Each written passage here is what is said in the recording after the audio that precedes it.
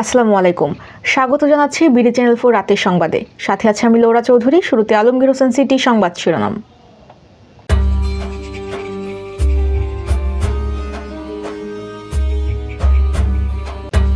প্রাথমিকের নিয়োগ পরীক্ষায় প্রশ্ন ফাঁস নিয়ে যা জানালো অধিদপ্তর।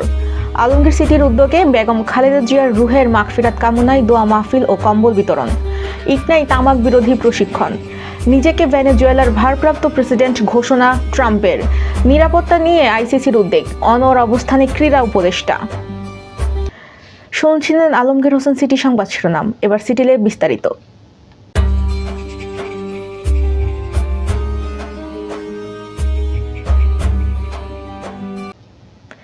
সরকারি প্রাথমিক বিদ্যালয়ের সহকারী শিক্ষক নিয়োগ পরীক্ষার প্রশ্ন ফাঁসের কোনো প্রমাণ পায়নি প্রাথমিক শিক্ষা অধিদপ্তর। পরীক্ষার ফল প্রকাশের কাজ চলছে। অধিদপ্তরের পলিসি অ্যান্ড অপারেশন বিভাগের পরিচালক কে মোহাম্মদ শামসুল আহসান গণমাধ্যমে এ তথ্য জানিয়েছেন। তিনি জানান, সরকারি প্রাথমিক বিদ্যালয়ের সহকারী শিক্ষক নিয়োগ পরীক্ষায় প্রশ্ন ফাঁস, অনিয়ম ও কর্তৃপক্ষের দায়িত্বহীনতার অভিযোগ উঠলেও এর কোনো বিশ্বাসযোগ্য প্রমাণ পাওয়া যায়নি। দ্রুত নিয়োগ পরীক্ষার ফল প্রকাশ করার জন্য কাজ চলছে। প্রাথমিক শিক্ষক নিয়োগের প্রশ্ন ফাঁস নিয়ে গুজব ছড়ানো হচ্ছে, এ বিষয়ে সবাইকে সতর্ক থাকার অনুরোধ করা হয়েছে। এবার সিটি কনভেনশন হল স্থানীয় সংবাদ।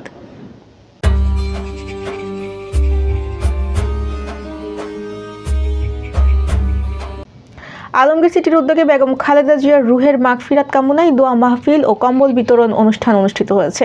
বিএনপি চেয়ারপারসন ও 3 বারের সাবেক প্রধানমন্ত্রী আপসহীন দেশনেত্রী বেগম খালেদা জিয়ার মরহুমার রুহের মাগফিরাত কামনায় দোয়া মাহফিল এবং শীতার্থদের মাঝে কম্বল বিতরণ করা হয়েছে।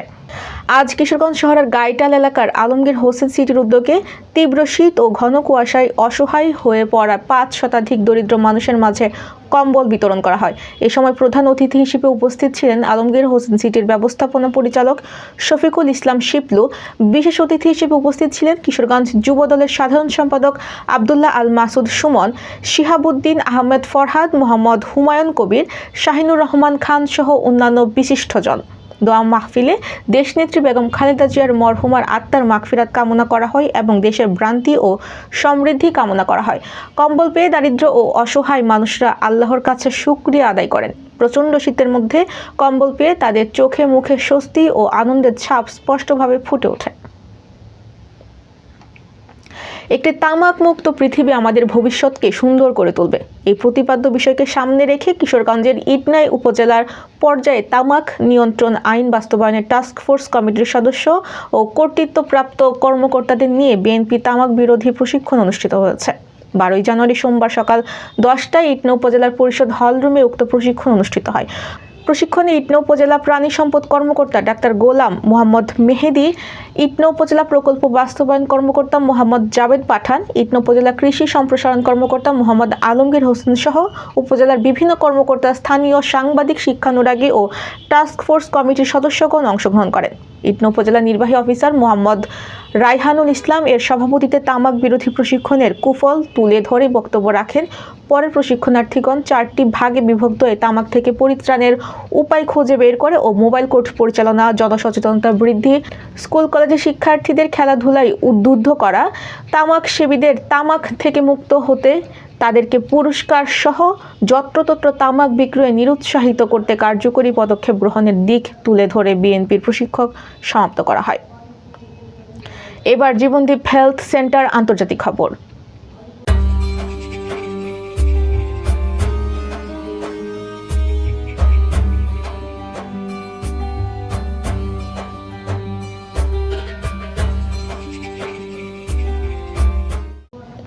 যুক্তরাষ্ট্রের প্রেসিডেন্ট ডোনাল্ড ট্রাম্প বলেছেন, ইরানের ইসলামী শাসক যদি সরকারি বিরোধী বিক্ষোভকারীদের হত্যা করে তাহলে যুক্তরাষ্ট্র খুব কঠোরভাবে হস্তক্ষেপ করবে।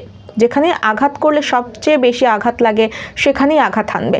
তবে তিনি স্পষ্ট করে জানিয়েছেন, এর অর্থ ইরানের মাটিতে সেনা পাঠানো নয়। 9 জানুয়ারি ইসরায়েল ভিত্তিক অনলাইন সংবাদ মাধ্যম দ্য টাইমস অফ ইসরায়েলে খবর জানিয়েছে।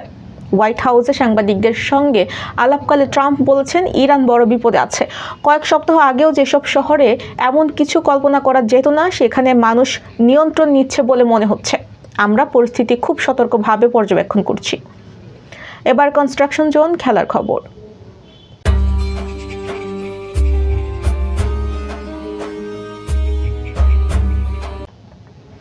যুব ও ক্রীড়া উপদেষ্টা আসিফ নজরুল আজ বিকেলে বাংলাদেশ ফুটবল ফেডারেশন ভবনে এক সৌজন্য সফরে যান।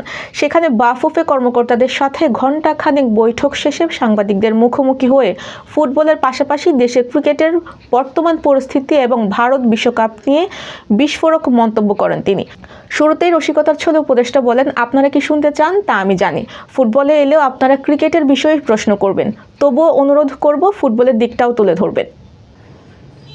প্রিয় দর্শক, এই ছিল বিডি চ্যানেল 4 রাতের সংবাদ। সবাইকে পরবর্তী সংবাদ দেখার আমন্ত্রণ জানিয়ে আজকের মতো এখানেই বিদায় নিচ্ছি। সবাই ভালো থাকবেন, সুস্থ থাকবেন এবং নিত্য নতুন সংবাদ পেতে বিডি চ্যানেল 4 ফেসবুক পেজ ও ইউটিউব চ্যানেল সাথেই থাকুন। আল্লাহ হাফেজ, শুভরাত্রি।